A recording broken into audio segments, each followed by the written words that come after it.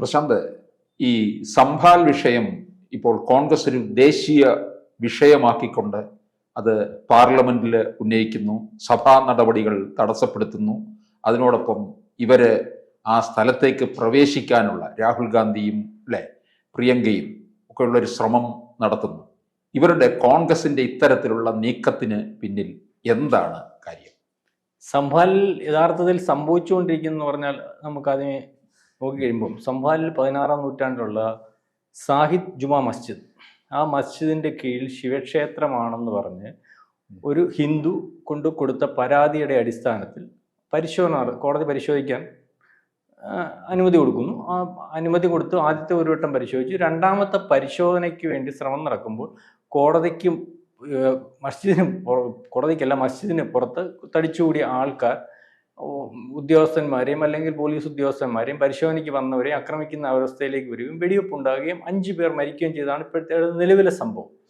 അപ്പം അതിനകത്ത് ആ സംഭവം കഴിഞ്ഞതിന് ശേഷം ജില്ലാ മജിസ്ട്രേറ്റ്, കാരണം 5 പേരുടെ മരണത്തിനിടയാക്കിയ സംഭവം മാത്രവുമല്ല സംഘർഷഭരിതമായ ഒരു വിഷയം അവിടെ നിലനിൽക്കുകയാണ്. അപ്പൊ ജില്ലാ മജിസ്ട്രേറ്റ് പറഞ്ഞു, ഈ സംഭവത്തിൽ അല്ലെങ്കിൽ ആ പ്രദേശം സംഘർഷഭരിതമായതുകൊണ്ട് പുറത്തുനിന്ന് ഉള്ള ആൾക്കാർ അവിടെ പ്രവേശിക്കേണ്ടതില്ല എന്നുള്ള ഒരു ഉത്തരവ്, അത് ജില്ലാ മജിസ്ട്രേറ്റിന് അല്ലെങ്കിൽ ജില്ലാ മജിസ്ട്രേറ്റിന് അതിന് ആ ഉത്തരവ് നമ്മുടെ ഭരണഘടനാപരമായിട്ട് അത്തരത്തിൽ ഉത്തരവ് കൊടുക്കാനുള്ള അധികാരമുണ്ട്.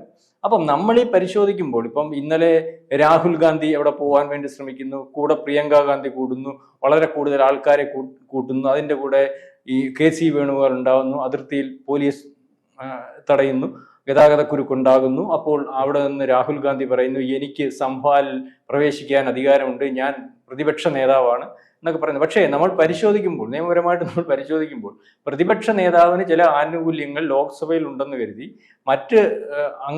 അല്ലെങ്കിൽ നമ്മളുടെയൊക്കെ കൂട്ട് തന്നെ ഉള്ളൂ മറ്റ് ഇടങ്ങളിൽ പ്രവേശിക്കുന്നതിന് അനുമതി ഇല്ലാത്തിടത്ത് പ്രവേശിക്കാൻ പ്രതിപക്ഷ നേതാവിനും അനുവാദമില്ല. അത് പ്രിയങ്ക ഗാന്ധിക്കും ഇല്ല, KC വേണുഗോപാലിനും ഇല്ല. ഇത്തരത്തിൽ അവിടെ പ്രവേശിക്കണമെങ്കിൽ ജില്ലാ മജിസ്ട്രേറ്റിന്റെ പ്രത്യേക അനുമതി വേണം. ജില്ലാ മജിസ്ട്രേറ്റ് അവിടെ പ്രശ്നബാധിത പ്രദേശമാണ്, അവിടെ പുറത്തുനിന്ന് ഒരു ആളുകൾ വന്ന് ആ പ്രദേശത്ത് കയറേണ്ടതില്ല, അവിടെ വിഷയങ്ങൾ ഉണ്ടാക്കേണ്ടതില്ല എന്ന് തീരുമാനിച്ചിരിക്കുമ്പോൾ അപ്പം അതിനുള്ള സാധ്യതയില്ല. പിന്നെ മൂന്നാമതുള്ള വിഷയം എന്ന് പറഞ്ഞാൽ ഈ പറയുന്ന പരിശോധന ശരിയാണോ, അല്ലെങ്കിൽ നമ്മുടെ ഈ 47-ന് ശേഷം 92 കാലഘട്ടങ്ങളിൽ ഒരു നിയമം പാസ്സാക്കി 47-ന് ശേഷം അതാത് ആരാധനക്രമം നടന്നുകൊണ്ടിരിക്കുന്ന അതുപോലെ നിലനിർത്തേണ്ടതാണെന്ന് പറഞ്ഞ് സുപ്രീം കോടതി ഒരു വിധി ഉണ്ടാക്കിയിട്ടുണ്ട്. ഇപ്പം അമ്പലമാണെങ്കിൽ അമ്പലം, പള്ളിയാണെങ്കിൽ പള്ളി, മോസ്ക് ആണെങ്കിൽ മോസ്ക്. അപ്പം സ്വാതന്ത്ര്യത്തിന് ശേഷം അത്തരത്തിൽ ഉള്ള ഒരു നിയമം പാസ്സായിട്ടുണ്ട്. പക്ഷേ ഈ നിയമത്തെ മറികടക്കുന്ന രീതിയിലുള്ള ഒരു നിയമം അയോധ്യയുടെ കാര്യത്തിൽ വന്നതാണ്.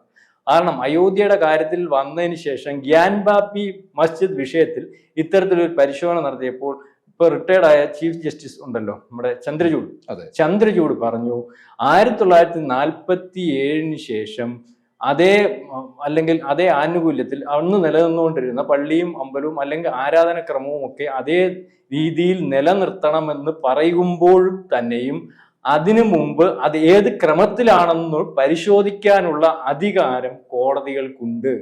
മനസ്സിലായല്ലോ? അപ്പം അതിനു മുമ്പ് അത് പള്ളിയാണോ അമ്പലമായിരുന്നോ എന്ന് പരിശോധിക്കാനുള്ള അവകാശം കോടതികൾക്കുണ്ട് എന്ന് കണ്ടാണ് ഗ്യാൻബാപ്പിയിൽ അത്തരത്തിൽ പരിശോധന നടത്തിയിട്ട് ഇതെങ്കിൽ ഇപ്പം നിലനിൽക്കുന്ന സംവിധാനം നിലനിർത്തി പോകുന്നതിന് വേണ്ടി അല്ലെങ്കിൽ മാർക്ക് ചെയ്ത് നിർത്തുന്നതിന് വേണ്ടി ഒന്ന് ഈ ചന്ദ്രചൂഡ് തയ്യാറായത്. അതേ അവസ്ഥയിൽ തന്നെയാണ് ഈ മസ്ജിദും ഇപ്പോൾ പൊക്കോണ്ടിരിക്കുന്നത്. അതായത് ഇതിന്റെ കീഴിൽ ശിവലിംഗമുണ്ടോ, അല്ലെങ്കിൽ ആ പള്ളി അമ്പലത്തിന്റെ സ്ട്രക്ചർ മാറ്റിയിട്ട് പള്ളി മോസ്ക് ആക്കിയതാണോ എന്നുള്ളത് പരിശോധന വിധേയമാവുമ്പോൾ, അങ്ങനെ ആവുമ്പോൾ നാളെ കാലത്തെ അയോധ്യയിൽ സംഭവിച്ചതുപോലെ നാളെ ഇത് ശിവക്ഷേത്രമാണെന്ന് കണ്ട് അല്ലെങ്കിൽ അത്തരത്തിലൊരു വിധി വരികയാണെങ്കിൽ ശിവക്ഷേത്രമായിട്ട് അംഗീകരിക്കേണ്ട ഒരു അവസ്ഥയിലേക്ക് വരും. അത് സുപ്രീം കോടതിയുടെ ആ വിധിയുമുണ്ട്. അപ്പം ഈ രീതിയിൽ ഉള്ള പ്രശ്നങ്ങൾ അവിടെ ഉടലെടുക്കുന്നുണ്ട് എന്ന് ആയിരിക്കാം അവിടെ പ്രശ്നങ്ങൾ ഉണ്ടാക്കാൻ വേണ്ടി പ്രദേശവാസികൾ ശ്രമിക്കുന്നു.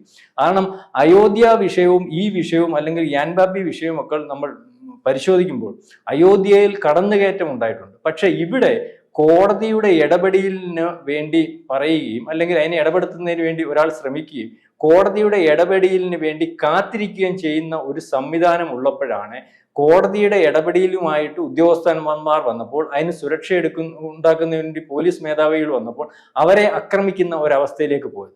അപ്പൊ അങ്ങനെ ആക്രമിക്കുന്ന ഒരു അവസ്ഥയിലേക്ക് പോയപ്പോഴാണ് പരസ്പരം വെടിവെച്ചാണ് മരിച്ചതെന്ന് പറയുന്നു, അല്ലെങ്കിൽ അക്രമികൾ അകത്ത് കയറി വെടിവെച്ചതാണെന്ന് പറയുന്നു, പോലീസ് വെടിവെപ്പിലാണെന്ന് പറയുന്നു. ഇത്തരത്തിൽ വളരെ വ്യക്തതയില്ലാത്ത ഒരു രീതിയിലേക്കാണ് അവിടുത്തെ കാര്യങ്ങൾ കിടക്കുന്നത്. അതിനിടയ്ക്ക് വേറെ വലിയ പ്രശ്നം ഇവിടെ പറയുന്നുണ്ട്. പാകിസ്ഥാൻ ഷെല്ലുകൾ, അതായത് വെടിവെക്കാൻ ഉപയോഗിച്ച ഷെല്ലുകൾ പരിശോധിച്ചപ്പോൾ അത് പാകിസ്ഥാൻ മുദ്രയുള്ളതാണ്. അതായത് പാകിസ്ഥാന്റെ ഇടപെടൽ അല്ലെങ്കിൽ പാകിസ്ഥാൻ ഷെല്ലുകൾ ഉപയോഗിച്ച് അക്രമികൾ വെടിവെച്ചാണെങ്കിൽ എങ്ങനെ സംഭവിക്കത്തുള്ളൂ? പോലീസ് വെടിവെച്ചതാണെങ്കിൽ അതിനകത്ത് ആ ഷെല്ലുകൾ പാകിസ്ഥാൻ മുദ്ര ഉണ്ടാകത്തില്ലല്ലോ, നമ്മുടെ മുദ്രയുണ്ട്. അപ്പം ആ വിഷയത്തിനകത്ത് അവിടെ പ്രശ്നങ്ങൾ ഉണ്ടാക്കാൻ നിൽക്കുന്ന ആൾക്കാരെ സഹായിക്കുന്നതിന് വേണ്ടി പാക് ചാര സംഘടനകൾ ഇടപെടുന്നുണ്ടോ, അല്ലെങ്കിൽ ഇത്തരത്തിൽ വിഷയങ്ങൾക്കകത്ത്, അല്ലെങ്കിൽ ഈ പറയുന്ന UP-യിൽ പാകിസ്ഥാൻ തീവ്രവാദികളുടെ ഇടപെടൽ നടക്കുന്നുണ്ടോ എന്നുള്ള സംശയം ഒക്കെ ഉണ്ട്. അപ്പൊ അതിനകത്തൊരു സംശയം ഉയരുന്നത്, ഈ രാഹുൽ ഗാന്ധി പലപ്പോഴും നമ്മുടെ രാജ്യത്തെ വിദേശങ്ങളിൽ പോയി വളരെ താറുമാറായി ചിത്രീകരിക്കാറുണ്ട്. ഇപ്പൊ നമ്മുടെ ശത്രുരാഷ്ട്രമല്ലേ പാകിസ്ഥാൻ. അപ്പൊ അവിടുന്നുള്ള ഈ തീവ്രവാദികളുടെ ഒക്കെ ഒരു നുഴഞ്ഞേറ്റം വരുമ്പോൾ അതിനൊക്കെ ഒരു പ്രോത്സാഹനമാണോ എന്ന് ചോദിച്ചാൽ അതിനൊന്നും അത്തരത്തിലുള്ള ഇടപെടൽ വന്നാൽ പോലും അതിനെതിരെ സംസാരിക്കുന്നതിന് വേണ്ടി പ്രതിപക്ഷ നേതാവ് തയ്യാറാവുന്നില്ല. മാത്രവുമല്ല, ഇലക്ഷന് മുമ്പ് പലവട്ടം പാകിസ്ഥാനിലെ ഉത്തരവാദിത്തപ്പെട്ടവരുമായിട്ടും അവിടുത്തെ പ്രതിപക്ഷവുമായിട്ടും അല്ലെങ്കിൽ ഭരണപക്ഷ ഉത്തരവാദിത്തപ്പെട്ടവരുമായിട്ടൊക്കെ ഇദ്ദേഹം സംസാരിച്ചതിന് തെളിവുകൾ ഈ പറയുന്ന ഭരണകക്ഷിയിലുള്ള ആൾക്കാർ ഉന്നയിക്കുകയും പല വിഷയങ്ങളും സാർ ഉൾപ്പെടെയുള്ളവർ കണ്ടിട്ടുള്ളതാണ്. അതായത് കഴിഞ്ഞ ദിവസം പാർലമെന്റിൽ വളരെ വിചിത്രമായി സംഭവം ഞാൻ പറഞ്ഞുകൊണ്ട് വളരെ വിചിത്രമായിട്ടുള്ള സംഭവം ഉണ്ടായി. KC വേണുഗോപാൽ ഇദ്ദേഹത്തിന് വേണ്ടി പാർലമെന്റിൽ സംസാരിച്ചു. ഒരു പ്രതിപക്ഷ നേതാവിന് വേണ്ട ആനുകൂല്യങ്ങളും പരിഗണനകളും ഒന്നും ഈ ലോക്സഭയിൽ ലഭിക്കുന്നില്ല. അദ്ദേഹത്തിന്റെ സബ്മിഷനുകൾ വേണമെന്ന് പറയുന്നത് വേണ്ട രീതിയിൽ പരിഗണിക്കുന്നില്ല. അതുകൊണ്ട് പ്രതിപക്ഷ നേതാവിന്റെ അല്ലെങ്കിൽ അദ്ദേഹത്തിന്റെ ഈ പറയുന്ന അധികാരങ്ങളെ കോട്ട് ചെയ്തുകൊണ്ട് പുസ്തകം എടുത്തു വെച്ച് പുള്ളി വിശാലമായിട്ട് അങ്ങ് സംസാരിച്ചു. അതിന് മറുപടിയായിട്ട് ഏത് MP ആണെന്ന് ഞാൻ ഓർക്കുന്നില്ല, അതിന് മറുപടിയായിട്ട് തിരിച്ച് BJP MP പറഞ്ഞത് ശരി തന്നെ, പ്രതിപക്ഷ നേതാവിന് വേണ്ട പരിഗണനകളെല്ലാം ഭരണഘടനാപരമായിട്ട് കൊടുക്കുന്നതിന് വേണ്ടി ബാധ്യസ്ഥമാണ്. പക്ഷേ നിങ്ങളുടെ പ്രതിപക്ഷ നേതാവ്, നിങ്ങൾ വായിച്ചതിനകത്ത് രണ്ടാമത്തെ ഒരു ക്ലോസ് പറഞ്ഞിട്ടുണ്ട്. ഇന്ത്യയുടെ പ്രതിപക്ഷ നേതാവ് വിദേശ രാജ്യങ്ങൾ സഞ്ചരിക്കുമ്പോൾ വിദേശ രാജ്യത്ത് പോയി ഇന്ത്യക്കും അല്ലെങ്കിൽ ഇന്ത്യക്ക് വിരുദ്ധമായിട്ടുമുള്ള കാര്യങ്ങൾ സംസാരിക്കാൻ പാടില്ലെന്ന് വളരെ വ്യക്തമായിട്ട് നിങ്ങളുടെ അവകാശങ്ങളുടെ കൂട്ടത്തിൽ എഴുതി വെച്ചിട്ടുള്ളത് നിങ്ങൾ കണ്ടില്ലയോ എന്ന് ചോദിച്ച് അതോടുകൂടി KC വേണുഗോപാലിന്റെ ഈ പറയുന്ന ലോകസഭയിലെ പ്രസംഗം നിർത്തി പോകേണ്ട ഒരു അവസ്ഥയിലേക്കുള്ള കാര്യങ്ങളുണ്ട്. അതായത് നമ്മളിപ്പം സാർ ചോദിച്ചുകൊണ്ട് ഒരു പ്രതിപക്ഷ നേതാവ്, പ്രതിപക്ഷം നല്ല പ്രതിപക്ഷം ഉണ്ടാവണം, എന്നാലേ ഭരണം വളരെ കൃത്യമായിട്ട് മുന്നോട്ട് പോവുകയുള്ളൂ. അല്ലെങ്കിൽ ഭരണത്തിനകത്ത് പിഴവുകളുണ്ടെങ്കിൽ അത് ചൂണ്ടിക്കാണിച്ച് മുന്നോട്ട് കൊണ്ടുപോകുന്നതാണ് പ്രതിപക്ഷം എന്ന് പറയുന്നത്. അത്തരത്തിലുള്ള പ്രതിപക്ഷ നേതാക്കന്മാരെ AKജിയുടെ കാലം തൊട്ട് ഒരുപക്ഷെ നമ്മൾ കണ്ടിട്ടുണ്ടാവും. ആ പ്രതിപക്ഷ നേതാക്കന്മാരുടെ പറയുന്ന കാര്യങ്ങൾ ആ വിലയ്ക്ക് തന്നെ മുഖവിലേക്ക് എടുത്ത് മുന്നോട്ട് പോകുന്ന ഭരണപക്ഷത്തേക്ക് എന്നാണ്. പക്ഷെ ജവഹർലാൽ നെഹ്റു AKജിയുടെ പ്രസംഗം കേൾക്കാൻ സദസ്സിൽ ഇരിക്കുമായിരുന്നു. അപ്പം സഭയിലിരിക്കും. പക്ഷെ ഇദ്ദേഹം ഒരു പ്രതിപക്ഷ നേതാവായിട്ട് വന്നതിന് ശേഷം നമ്മളുടെ പ്രതിപക്ഷ നേതാവ് എന്ന് പറയുന്ന ആ പോസ്റ്റിന് വളരെ മ്ലേച്ഛമായിട്ട് അല്ലെങ്കിൽ ആൾക്കാർ പുച്ഛത്തോടു കൂടി കാണുന്ന ഒരു രീതിയിലേക്ക് കാര്യങ്ങൾ പോവുകയാണ്. ആദ്യത്തെ തന്നെ അതുപോലെ തന്നെ കഴിഞ്ഞ 10 കൊല്ലം ഇദ്ദേഹം ചെയ്ത് ക്രിയാത്മകമായ കാര്യങ്ങൾ എന്തെങ്കിലും പ്രതിപക്ഷ നേതാവെന്ന രീതിയിൽ ലോക്സഭയിൽ ഉന്നയിക്കാൻ സാധിച്ചിട്ടുണ്ട്. മാത്രമല്ല, ഇദ്ദേഹം ഉന്നയിച്ച കാര്യങ്ങൾ, ഇദ്ദേഹം ഉന്നയിക്കുന്ന വിഷയങ്ങളെല്ലാം ഇന്ത്യാവിരുദ്ധതയ്ക്ക് അല്ലെങ്കിൽ ഇന്ത്യാവിരുദ്ധ എന്ന് ചൂണ്ടിക്കാണിക്കാൻ രാജ്യവിരുദ്ധമായിട്ട്. മാത്രമല്ല, ആ വിഷയങ്ങളെല്ലാം ഒരു മെറിറ്റുമില്ലാതെ തെളിയുന്ന രീതിയിൽ കോടതിയിൽ പോയാലും അല്ലെങ്കിൽ സമൂഹത്തിൽ ഇട്ടുകൊടുത്താലും ഇത് പരിശോധിക്കുമ്പോൾ അതിനകത്ത് യാതൊരു മെറിറ്റുമില്ലാത്ത രീതിയിൽ, അതായത് അദ്ദേഹം എന്താണെന്ന് തുറന്നു കാണിക്കത്തക്ക രീതിയിലേക്കുള്ള, അല്ലെങ്കിൽ ഞാൻ ഒന്നുമല്ല, എനിക്കൊന്നും അറിയത്തില്ല, എന്നെ കൊണ്ടൊന്നിനും സാധ്യമല്ല, അല്ലെങ്കിൽ ഒരു കാലിബറുള്ള നേതാവല്ല എന്ന് അദ്ദേഹം തന്നെ തുറന്നു കാണിക്കത്തക്ക രീതിയിലുള്ള ഒരു പ്രഹസനവും കാര്യങ്ങളും ഒക്കെയാണ് പുള്ളി കാണിച്ചുകൊണ്ടിരിക്കുന്നത്. ഈ അടുത്ത ദിവസങ്ങളിൽ ഇപ്പൊ തന്നെ വർഷകാലമല്ലേ, ഈ സമ്മേളനത്തിൽ ആദ്യമായിട്ട് പ്രതിപക്ഷ നേതാവ് പറയുന്നത് അവിടുന്ന് കൂവാനാണ് പറയുന്നത്, അല്ലെങ്കിൽ സഭ തടസ്സപ്പെടുത്താനാണ് പറയുന്നത്. പ്രതിപക്ഷം എന്ന് പറയുമ്പോൾ ആ സഭയിൽ ഉന്നയിക്കുന്ന കാര്യങ്ങൾ, അല്ലെങ്കിൽ അവരതിൻ്റെ കൂട്ടത്തിൽ ഭരണപക്ഷം അവർക്ക് ആവശ്യമുള്ള ബില്ലുകൾ പാസ്സാക്കി പോകും, അവർക്ക് അതിനകത്ത് ഭൂരിപക്ഷമുണ്ട്. അപ്പൊ ഇതിനകത്തൊന്നും പങ്കാളിയാവാൻ താല്പര്യമില്ല. ഒരു ബില്ല് പാസ്സാക്കുന്നതിനകത്ത് പ്രതിപക്ഷം കൃത്യമായിട്ട് അതിനകത്ത് ഇടപെടണ്ടേ, അല്ലെങ്കിൽ ആ ബില്ലിനകത്ത് പോരായ്മകളുണ്ടെങ്കിൽ ചൂണ്ടിക്കാണിക്കണ്ടേ, ആ ബില്ലിനകത്ത് ചർച്ചയിൽ വെച്ച് ബില്ല് ഒരു ഭാഗത്തിന്റെ മാത്രമാണെങ്കിൽ അത് വെളിയിൽ കൊണ്ടുവരണ്ടേ. ഇതിനൊന്നും തയ്യാറാവാതെ സഭ രണ്ടും തടസ്സപ്പെടുത്തുന്നതിന് വേണ്ടി തയ്യാറാവുന്ന ഒരു രീതിയിൽ നേതൃത്വം കൊടുക്കുന്ന ഒരു പ്രതിപക്ഷ നേതാവായിട്ട് മാറുകയും ഇപ്പോൾ അത് കണ്ടുകൊണ്ട് പ്രതിപക്ഷം, അതായത് ഇന്ത്യ മുന്നണി എന്ന് പറയുന്ന പ്രതിപക്ഷം ഇത് ശരിയല്ല, ഈ നിലപാടിന്റെ കൂടെ ഞങ്ങൾക്ക് നിൽക്കാൻ പറ്റത്തില്ലെന്ന് പരസ്യമായിട്ട് മമതാ ബാനർജി പറയുകയും അല്ലെങ്കിൽ ഇത്തരത്തിലുള്ള സമരങ്ങൾക്ക് പങ്കെടുക്കാതെ യു പിയിൽ നിന്നുള്ള അഖിലേഷ് യാദവ് പോവുകയൊക്കെ ചെയ്തിട്ട് ഇന്നലെ ഒരു തീരുമാനം എടുത്തിട്ടുണ്ട്. ഇനിയും സഭയിൽ ബഹളം വേണ്ട, സഭയിൽ ക്രിയാത്മകമായിട്ട് ഇടപെട്ടു പോകുന്ന പ്രതിപക്ഷമാവണം എന്നുള്ള രീതിയിലേക്ക് കാര്യങ്ങൾ രാഹുൽ ഗാന്ധിയെ മാറ്റി നിർത്തി തീരുമാനിക്കുന്ന രീതിയിലേക്ക് പോകും. അപ്പൊ ആ പ്രതിപക്ഷ നേതാവിന്റെ വില അവരുടെ ആ പ്രതിപക്ഷത്തിന്റെ ഇടയ്ക്ക് എത്രത്തോളം ഉണ്ടെന്നുള്ള കാര്യം നമ്മൾ മനസ്സിലാക്കണം. അപ്പൊ നാം ഈ പറഞ്ഞത് ഇതുപോലെ തന്നെയാണ് ഈ വിഷയത്തിൽ അദ്ദേഹം അഭിപ്രായം പറയാം, അല്ലെങ്കിൽ അവിടെ ഈ പറയുന്ന പോലെ സംഭവത്തിൽ സംഭവിച്ചത് അതിനകത്ത് അനാവശ്യമായിട്ട് ഇടപെടലുണ്ടോ, അല്ലെങ്കിൽ ഒരു മുസ്ലിങ്ങൾക്ക് താല്പര്യങ്ങൾ സംരക്ഷിക്കപ്പെടാതെ പോകുന്നുണ്ടോ, മരിച്ചവരുടെ ആരാണെന്ന് അന്വേഷിച്ച് അതിന്റെ കൃത്യമായ റിപ്പോർട്ട് ഞങ്ങൾക്ക് ലോക്സഭയിൽ കേൾക്കണം, അല്ലെങ്കിൽ അത്തരത്തിലുണ്ടാവണം. അതിനകത്ത് ന്യായമായ രീതി പുള്ളിക്ക് അറിയാം, പുള്ളിക്ക് അവിടെ ചെന്നാൽ കയറ്റാൻ പറ്റത്തില്ല, അവിടെ പ്രശ്നം, അവിടെ പുള്ളി ചാടി ചെന്നിട്ട് ആരെ കാണിക്കാനായി ഷോ? എത്ര നേരമാണ് റോഡ് പ്രധാനപ്പെട്ട റോഡ് ബ്ലോക്ക് ആയത്?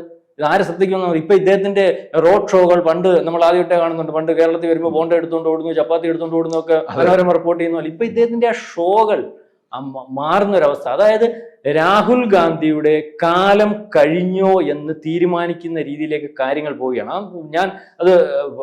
നമുക്കത് മനസ്സിലാവുന്നത് പ്രിയങ്ക ഗാന്ധിയുടെ വരവോടുകൂടി രാഹുലിനെ ഈ പ്രതിപക്ഷത്തിന് അല്ലെങ്കിൽ പ്രതിപക്ഷം നയിക്കാൻ കൊള്ളത്തില്ല എന്നുള്ള തീരുമാനം എടുക്കുന്നതിന്റെ ആദ്യ പടിയാകും ഒരുപക്ഷെ ലോക്സഭ തടസ്സപ്പെടുത്തുന്നതിനും അത്തരത്തിലുള്ള സമരങ്ങളിൽ നിന്ന് ഞങ്ങൾ പിന്തിരിയുന്നു എന്ന് പ്രതിപക്ഷം പറയുന്ന ഒരു അവസ്ഥയിലേക്ക് കാര്യങ്ങൾ പോകുന്നു. ഏതായാലും ഈ പറയുന്ന യു പിയിൽ ഇപ്പൊ സംഭവിച്ചുകൊണ്ടിരിക്കുന്ന കാര്യം ഇതാണ്.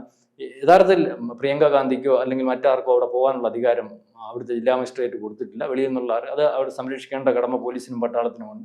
രണ്ടാമത് ഈ വിഷയം കോടതി പരിശോധിച്ച് അതിനകത്ത് മെറിറ്റ് അല്ലെങ്കിൽ ഈ പറയുന്നത് പോലെ പള്ളി പഴയ അമ്പലത്തിന്റെ ഭാഗമായിട്ടാണെങ്കിൽ ഒരു അയോധ്യ രാമക്ഷേത്രം പുനർജനിച്ചതുപോലെ ഒരു ശിവക്ഷേത്രം പുനർജനിക്കാനുള്ള ഒരു കാര്യം അവിടെ കാണുന്നുണ്ട്. മൂന്നാമത് അവിടെ നടന്ന സംഭവത്തിൽ പാക് ഇടപെടിയിൽ ഉണ്ടോ എന്ന് പോലും സംശയിക്കേണ്ടതായിട്ടുണ്ട്. അത്തരത്തിൽ ഒരു തെളിവുകളും കാര്യങ്ങളും ഒക്കെ വരികയാണെങ്കിൽ നമ്മൾ വിചാരിക്കുന്നതിനപ്പുറമാണ് കാര്യങ്ങൾ. കൂടുതൽ വാർത്തകളും വിശേഷങ്ങളും നിങ്ങളിലേക്ക് എത്താൻ ABC മലയാളം സബ്സ്ക്രൈബ് ചെയ്യുക, ബെൽ ബട്ടണും അമർത്തുക.